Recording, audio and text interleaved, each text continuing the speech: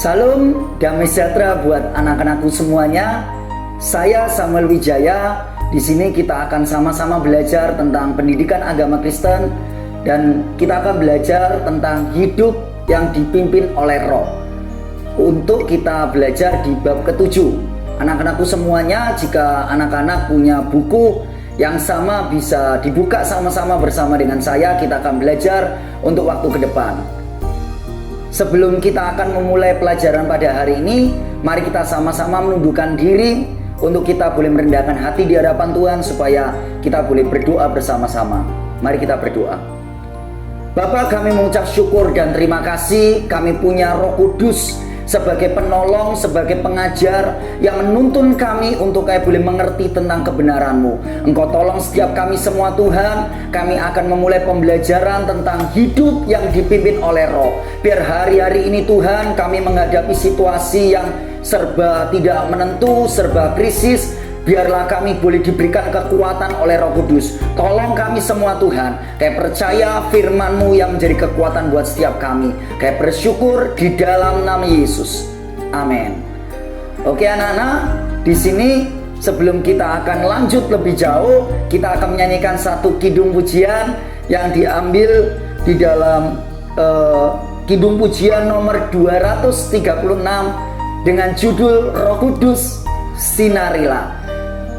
Saya akan minta untuk rekan guru, teman guru saya untuk bisa membantu Bapak untuk bisa menyanyikan bersama dengan kalian. Teman-teman semua bisa juga nyanyi bersama. Saya minta untuk Ibu Siska. Halo semuanya, kita nyanyi bareng ya dari Kidung Jemaat nomor 236.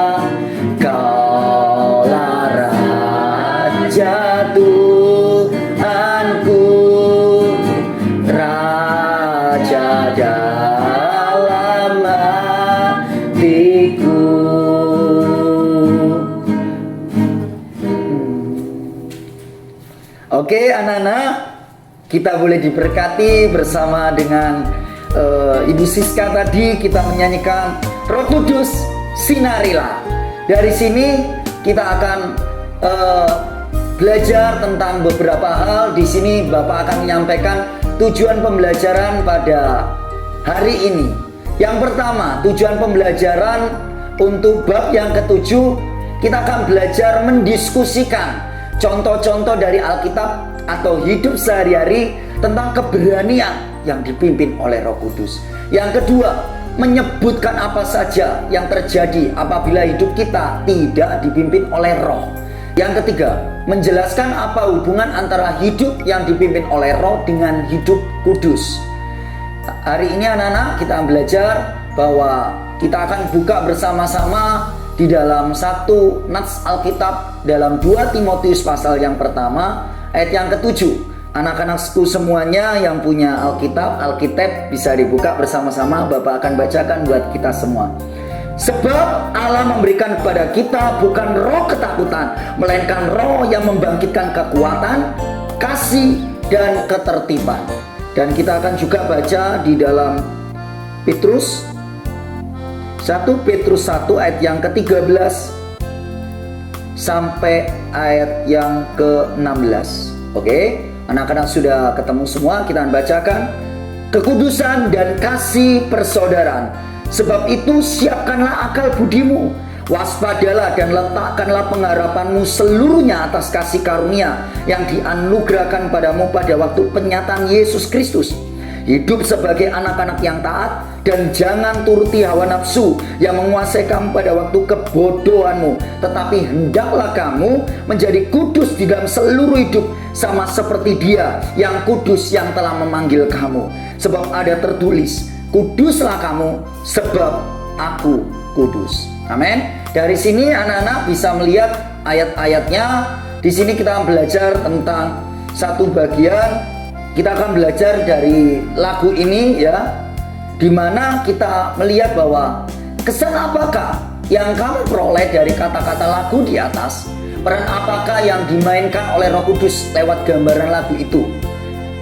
Yang pertama, kita boleh belajar Roh Kudus itu sebagai pribadi yang menyinari hati kita dari kegelapan, sehingga hati kita yang mungkin kacau, gundah gulana, hati kita yang gelap, pengennya marah, pengennya mungkin meso-meso, mungkin omong kotor. Di situ Roh Kudus menyinari hati kita, menyingkapkan apakah kita itu hidup dalam jalan yang benar atau tidak. Yang kedua, kita belajar bahwa Roh Kudus itu sebagai pribadi yang menyucikan hati kita dari segala hal yang jahat.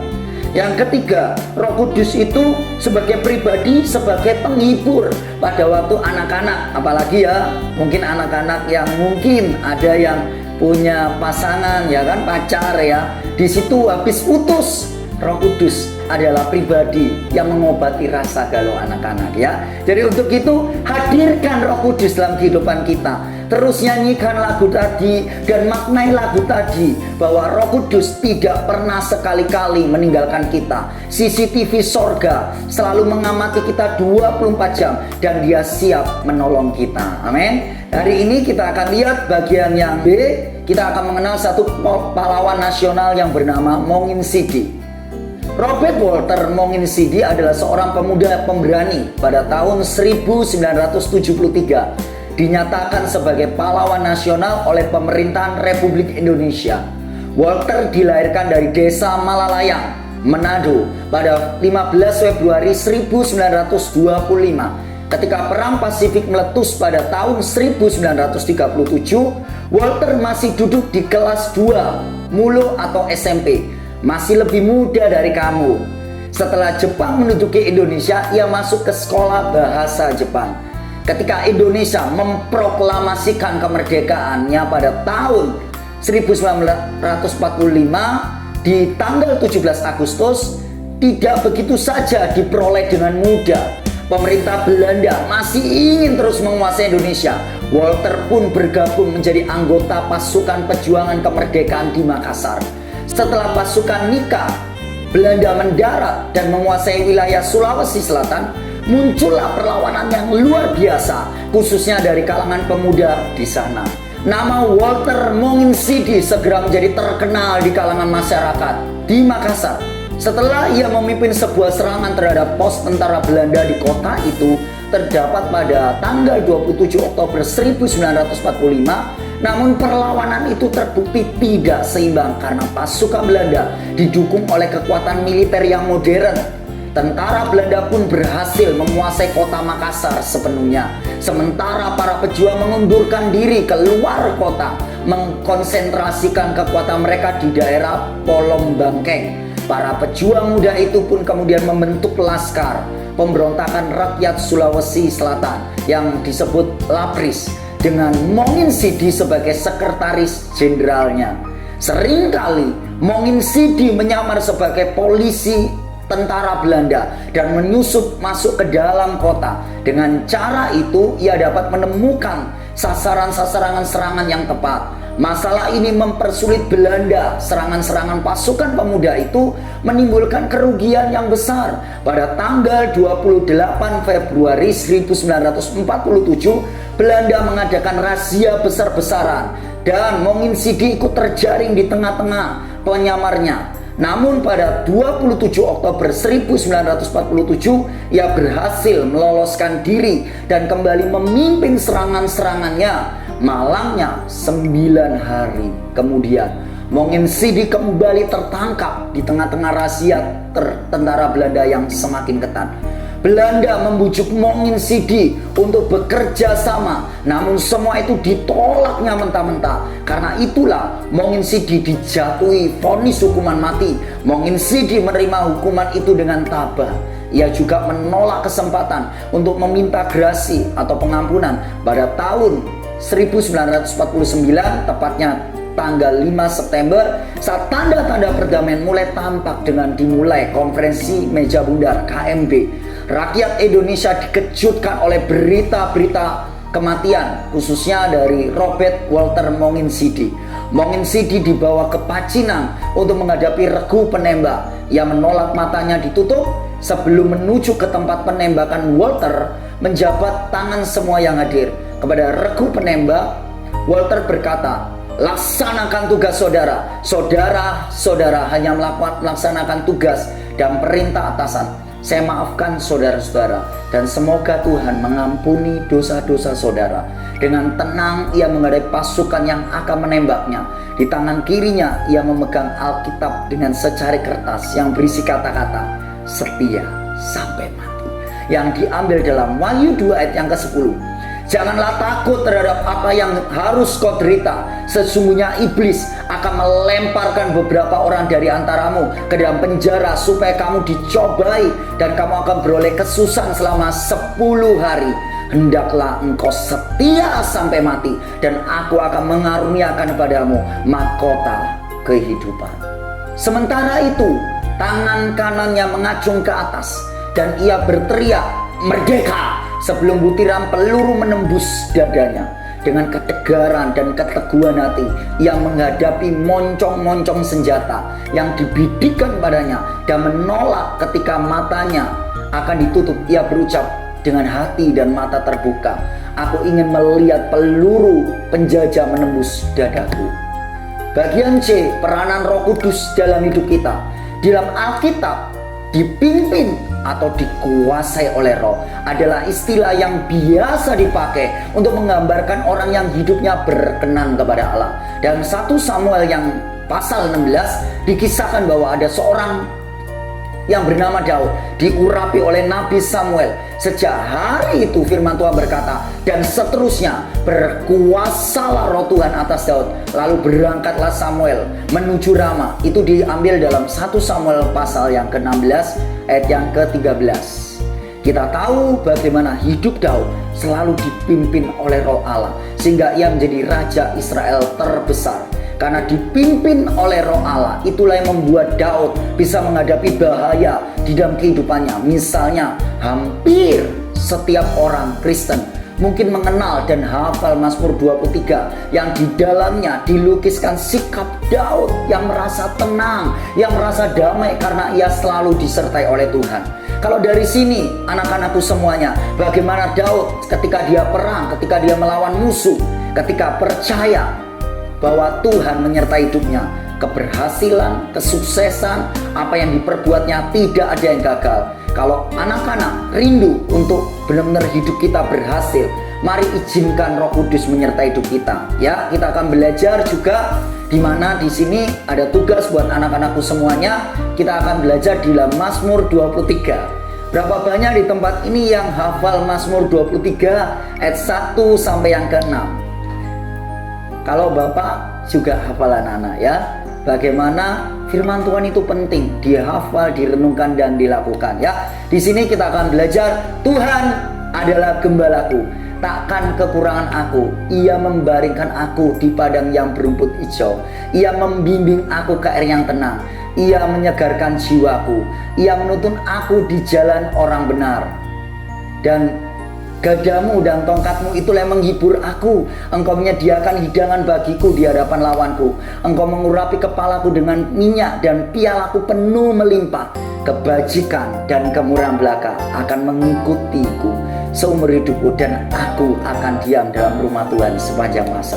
Anak-anak, dari Mazmur 23 ini anak-anak boleh belajar bagaimana Daud punya sebuah hati yang menetap di hadapan Tuhan, punya hati yang melekat di hadapan Tuhan. Ketika kita melekat pada Tuhan, percayalah, tidak ada satupun mara bahaya, tidak ada satupun yang bisa menyentuh hidup kita. Karena apa?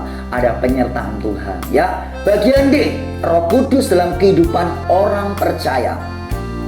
Dalam sejarah gereja, kita menemukan orang-orang yang hidupnya dikuasai oleh Roh, sehingga mereka menjadi orang-orang pemberani. Contohnya, ada seorang yang bernama Polikarpus, di mana dia di tahun 69 sampai 155 Masehi, seorang uskup dari Smyrna. Sekarang dia disebut kotanya itu Izmir di Turki sana, ditangkap karena menolak untuk menyembah Kaisar Roma. Ia rela mati sebagai seorang syuhada. Ya, diikat, dibakar sampai mati. Menurut kisahnya, ia ditusuk tewas karena api.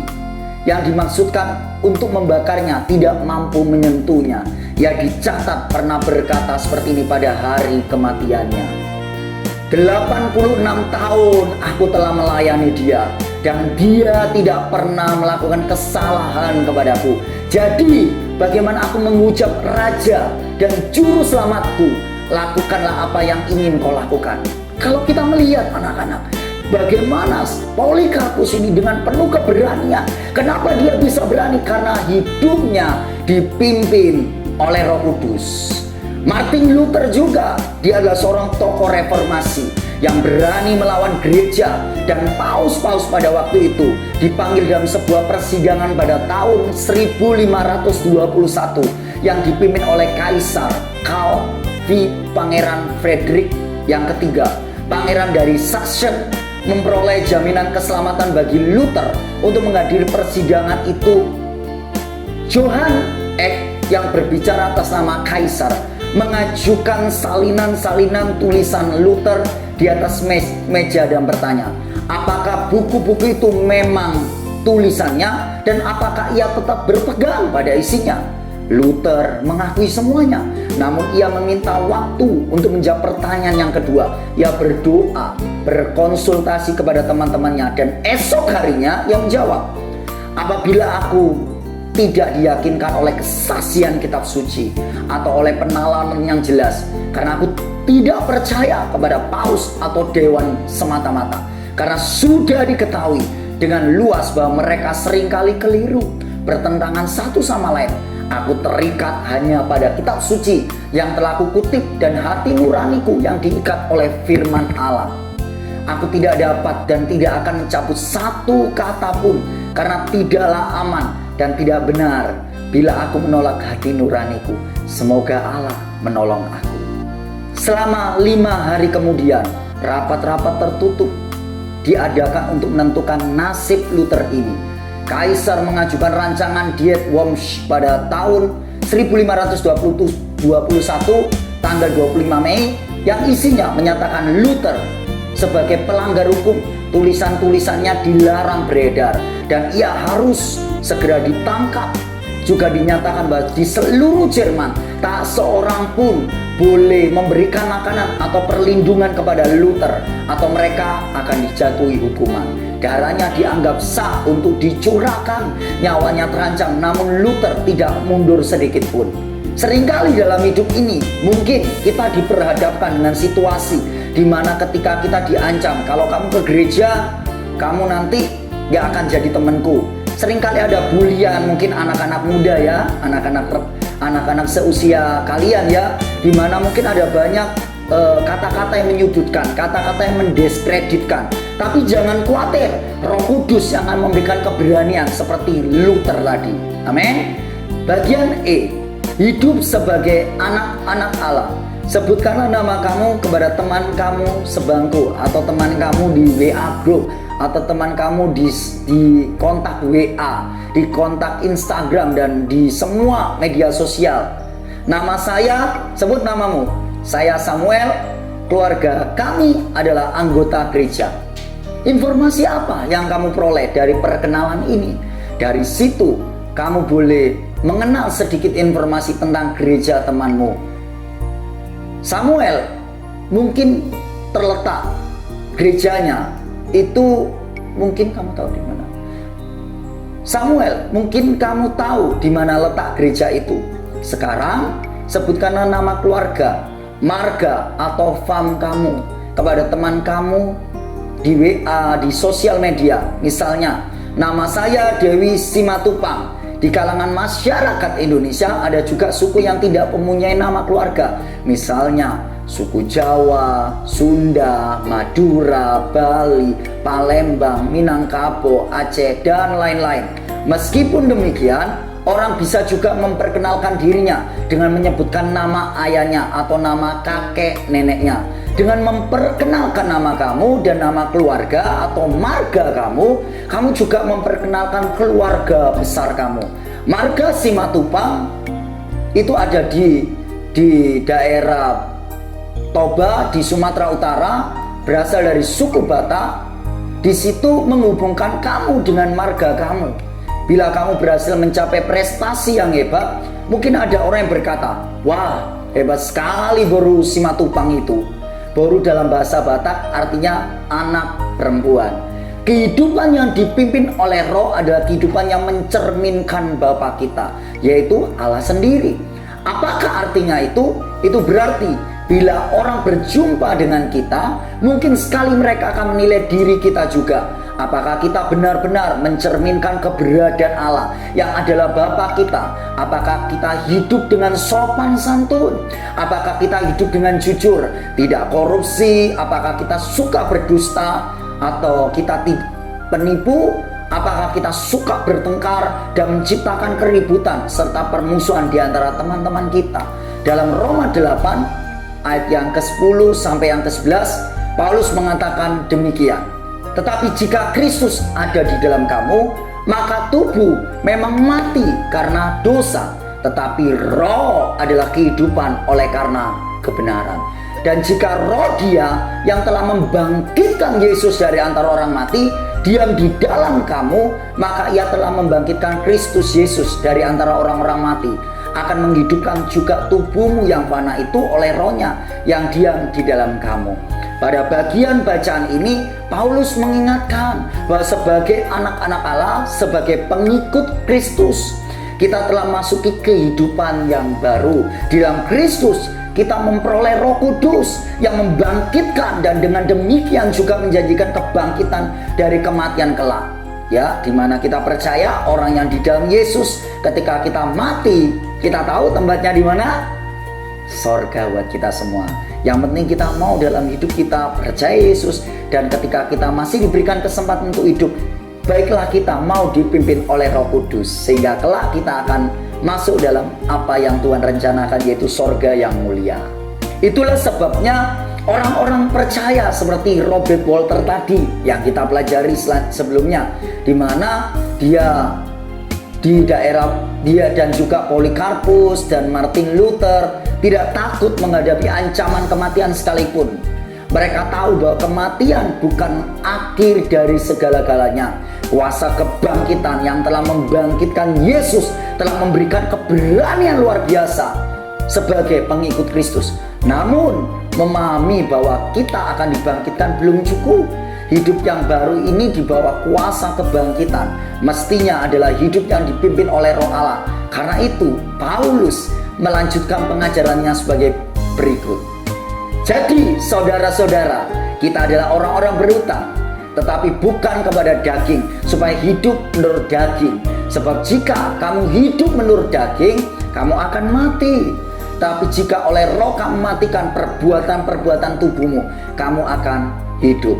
Semua orang yang dipimpin oleh Roh Allah, dia adalah anak-anak Allah. Sebab kamu tidak menerima roh perbudakan yang membuat kamu takut lagi, tapi kamu telah menerima Roh yang menjadikan kamu anak-anak Allah. Oleh Roh itu kita berseru, ya Aba, Bapa. Amin. Roh itu bersaksi bersama-sama dengan roh kita bahwa kita adalah anak-anak Allah. Dan jika kita adalah anak, maka kita juga adalah ahli waris. Maksudnya orang-orang yang berhak menerima janji-janji Allah yang akan menerimanya bersama-sama dengan Kristus, yaitu jika kita menderita bersama-sama dengan Dia, supaya kita juga dipermuliakan bersama-sama dengan Dia. Diambil dalam Roma 8 ayat yang ke-12 sampai 17 ya. Hidup di dalam kuasa Roh Kudus adalah hidup yang memerdekakan kita dari setiap belenggu dosa. Dosa bukanlah sekedar daftar list kejahatan atau pelanggaran yang kita kerjakan, yang kita lakukan, melainkan terutama belenggu yang membuat kita terus-menerus terjebak dalam hawa nafsu kita sendiri. Dosa membuat kita gagal untuk menginginkan melakukan perbuatan yang baik, yang benar kepada Allah maupun pada sesama kita, dan bahkan kepada seluruh ciptaan. Paulus menggambarkan pergumulannya dengan kuasa dosa seperti berikut. Di Roma 7 ayat 19 sampai yang ke-20, sebab bukan apa yang aku kehendaki yang aku perbuat, melainkan apa yang tidak aku kehendaki, yaitu yang jahat, yang cemar, yang najis. Jadi jika aku berbuat apa yang tidak aku kehendaki, maka bukan lagi aku, melainkan dosa yang diam di dalam aku. Dari ungkapan di atas tampak jelas bahwa pergumulan melawan dosa itu bukan suatu yang sederhana, suatu yang simple, suatu yang gampang. Hanya oleh kuasa Roh Kudus maka kita akan bisa meninggalkan kehidupan kita yang lama, yang digambarkan sebagai kehidupan menurut daging. Dari kehidupan yang lama itulah maka kita beralih kepada kuasa hidup di dalam Roh, hidup menurut Roh, di bawah pimpinan kuasa Roh. Bagian F, hidup dalam kekudusan. Apa artinya kalau kita hidup di bawah pimpinan kuasa Roh? Hidup yang dipimpin oleh Roh adalah hidup yang diwarnai oleh kekudusan. Apa artinya kekudusan? Apakah itu berarti kamu menjadi orang aneh yang sama sekali terasing dari teman-teman kamu dan meremehkan teman-teman kamu yang tidak kudus? Mungkin anak-anak berpikir bahwa kalau kita hidup kudus berarti kita terasing dengan dunia, terasing dengan keluarga, terasing dengan sekolah, kita tinggal di gua, kita bertapa. Bukan seperti itu, tetapi kita punya value yang berbeda, yaitu value kerajaan Allah, di mana kita mewarnai kehidupan ini dengan kekudusan. Tingkah laku kita, perkataan kita, kehidupan kita mencerminkan Kristus. Karena apa? Roh Allah yang memimpin hidup kita. Dalam surat 1 Petrus ayat yang ke-13 sampai yang ke-16 dikatakan sebagai berikut. Sebab itu siapkanlah akal budimu, waspadalah dan letakkanlah pengharapanmu seluruhnya atas kasih karunia yang dianugerahkan padamu pada waktu penyataan Yesus Kristus. Hiduplah sebagai anak-anak yang taat, dan jangan turuti hawa nafsu yang menguasai kamu pada waktu kebodohanmu, tapi hendaklah kamu menjadi kudus dalam seluruh hidupmu, sama seperti Dia yang telah memanggil kamu adalah kudus. Sebab ada tertulis, kuduslah kamu sebab Tuhan adalah kudus. Ini ada ciri-ciri yang mestinya terlihat sangat jelas yang membedakan seorang pengikut Kristus dengan orang-orang yang lain, antara orang Kristen dengan orang-orang dunia, sehingga tampak sekali ada perbedaannya. Surat Petrus pun mengajarkan agar kekudusan itu tampak nyata dalam hidup orang Kristen, antara lain dengan menaruh pengharapan pada kasih karunia Tuhan dan menjaga hidup kita untuk apa? Tidak menuruti hawa nafsu serta mempertahankan diri tetap kudus.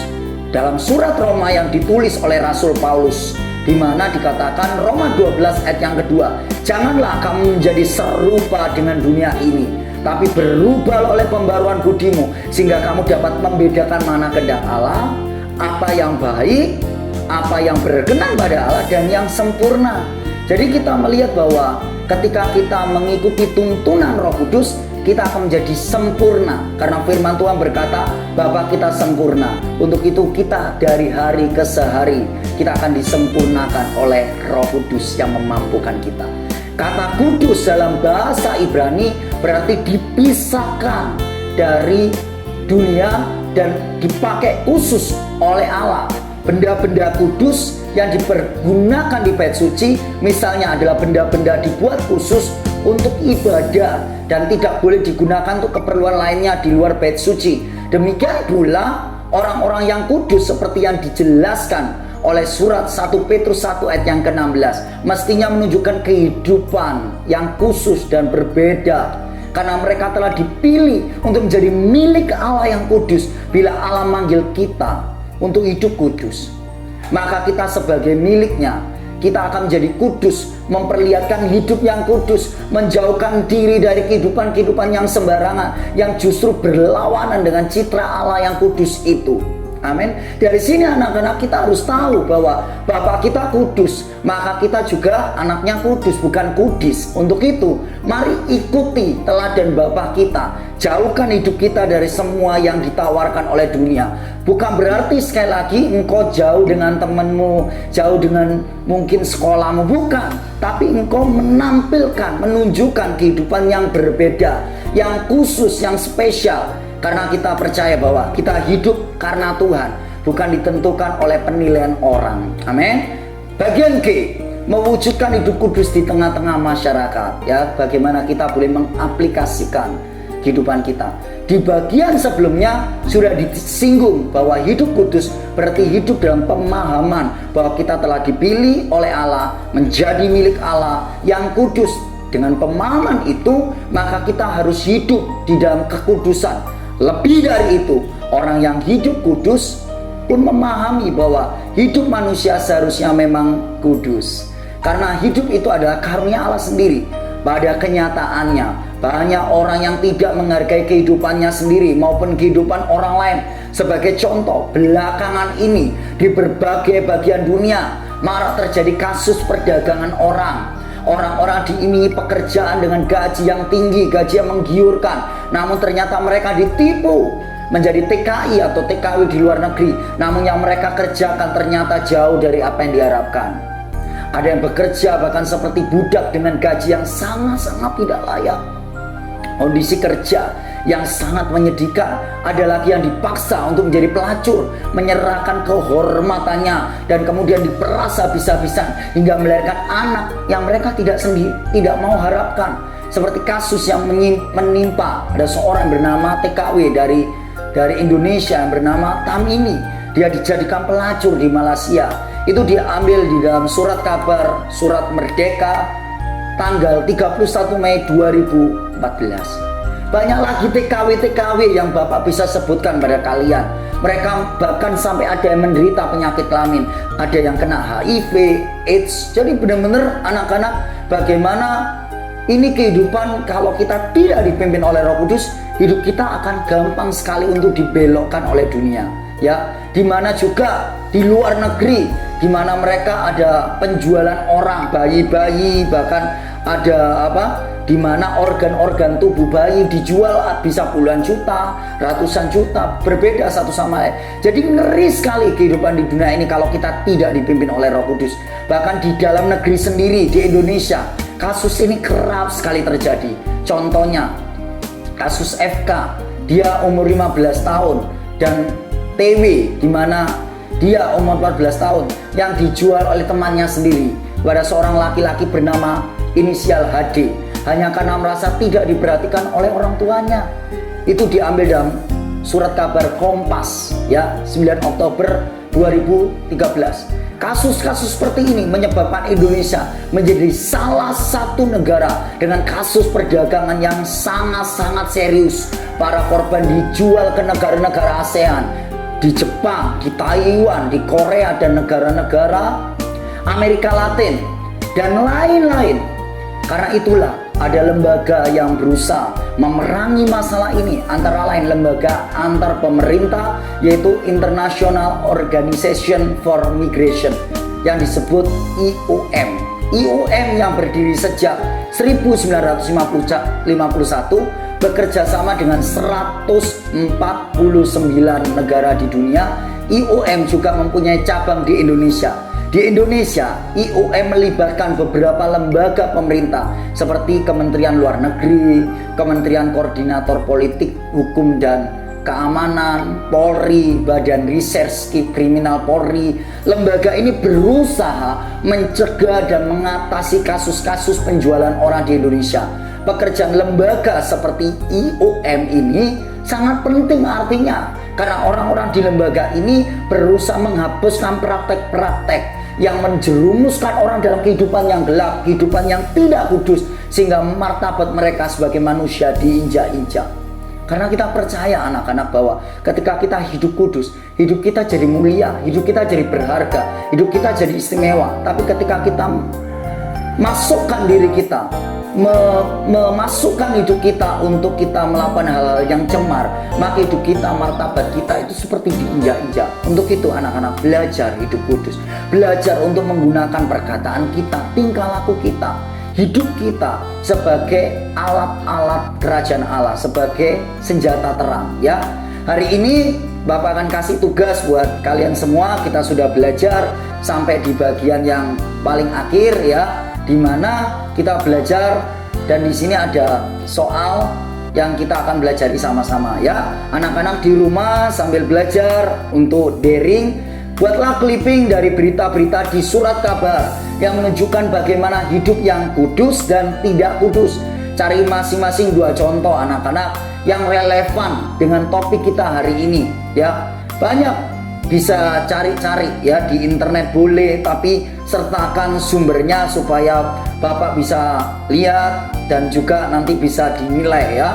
Yang kedua, coba diskusikan di antara teman-teman di sekitar bangkumu, karena kali ini kita masih daring, masih online. Teman-teman grup WA ya, saling sharing nggak apa-apa, tapi jawabannya kerjakan sendiri ya, karena kita mau belajar untuk kita bisa juga mengerti tentang kudusan dan bagaimana contoh-contoh ya, apa contoh-contohnya ya, bagaimana kudusan sebagai siswa Kristen khususnya seharusnya diperlihatkan dalam kehidupannya sehari-hari. Bagaimana hidup kudus itu tampak ketika kamu berhadapan dengan masalah-masalah di bawah ini, seperti gimana kekudusan dalam pacaran, kudusan dalam tawuran, masalah dalam tawuran, apakah kita terlibat atau enggak, masalah soal video porno, kebiasaan menyontek, ayo ya, terus kebiasaan belanja barang yang mahal ya, dimana ada hedonisme ya, perasaan pengen seneng ya, dan juga hubungan dengan orang yang beragama lain, apakah kita saling toleransi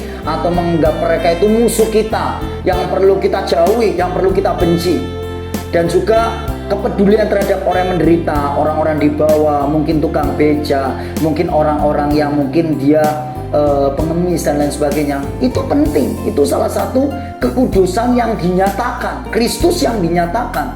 Bagaimana kepedulian terhadap alam juga, apakah kita mencemarkan lingkungan, dan ada yang lain-lain. Ini ada kolomnya di mana anak-anak bisa lihat ya, bisa lihat di sini ya. Di sini nanti anak-anak bisa kerjakan di rumah ya. Di rumah bisa diskusi juga dengan teman kalian. Yang ketiga, lakukanlah sebuah kunjungan secara kelompok atau secara pribadi ke sebuah lembaga pelayanan masyarakat atau pelayanan Kristen ya, yang menciptakan perubahan dalam kehidupan masyarakat. Lalu buatlah laporan-laporannya dan ceritakan kisah perjuangan lembaga itu dari nol, bagaimana dia bisa menolong orang-orang yang mereka dulunya tidak kudus. Mungkin ada panti rehabilitasi, panti orang stres, juga panti untuk tindak asusila ya, di mana mereka dibantu akhirnya diberikan pekerjaan, mereka kerja di lembaga itu kalian ceritakan semuanya. Bagaimana ada satu perubahan yang dilakukan oleh lembaga Kristen ini ya. Biasanya ada panti asuhan dan lain sebagainya. Tapi karena berhubung ya, di sini kita masih online, sekali lagi anak-anak bisa kerjakan ya sendiri bersama dengan teman-teman di grup WA, grup sosial media lainnya, untuk anak-anak boleh belajar tentang arti kudusan. Ya, kita sudah di penghujung akhir dari pembahasan kita hari ini. Bapak akan kasih satu kesimpulan bahwa hidup yang dipimpin oleh Roh adalah hidup yang bebas dari rasa takut, tapi berani sebagai orang-orang percaya, orang-orang Kristen dari abad ke abad yang tidak takut menghadapi maut. Tadi ada siapa? Polycarpus, ada Martin Luther, ada juga Mongin Sidi. Bagaimana mereka ini ada orang-orang yang berani karena ada Roh Allah yang memberikan keberanian dalam hidupnya, sekalipun mereka dalam ujung kematian, di penghujung dari ajalnya, tapi mereka terus menunjukkan kesaksian hidup mereka. Mereka tidak menyangkal Tuhan, mereka tetap percaya kepada Tuhan. Jadi hidup yang dipimpin oleh Roh adalah suatu kehidupan yang menunjukkan identitas diri kita sebagai Kristen yang jelas. Anak-anak, perlu kita pelajari, Kristen itu bukan abu-abu, hitam atau putih, bukan seperti itu, atau abu-abu ya. Nggak hitam ya nggak putih, tapi Kristen itu sangat jelas, sangat terang, karena Allah adalah terang dunia ya, yang menerangi hidup kita. Kalau kita mengikut Tuhan, hidup kita harus kudus, hidup kita harus benar perkataan kita. Untuk itu mari dipimpin oleh Roh Allah, sehingga kita nggak mengikuti keinginan daging, tapi kita menuruti kehendak Allah, supaya kita mencerminkan identitas kita sebagai orang percaya, sebagai anak-anak Allah yang kudus, berkenan dan sempurna di hadapan Tuhan. Anak-anak, kita sudah selesai hari ini.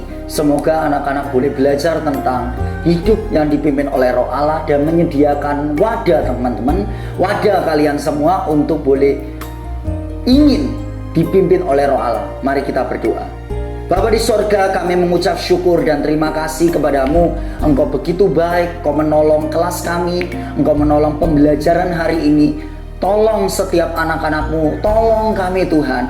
Kami tahu kami tidak mampu, kami tahu Tuhan, kehidupan dalam dosa itulah kehidupan yang tidak gampang untuk kami bisa lepas. Kami butuh Roh-Mu.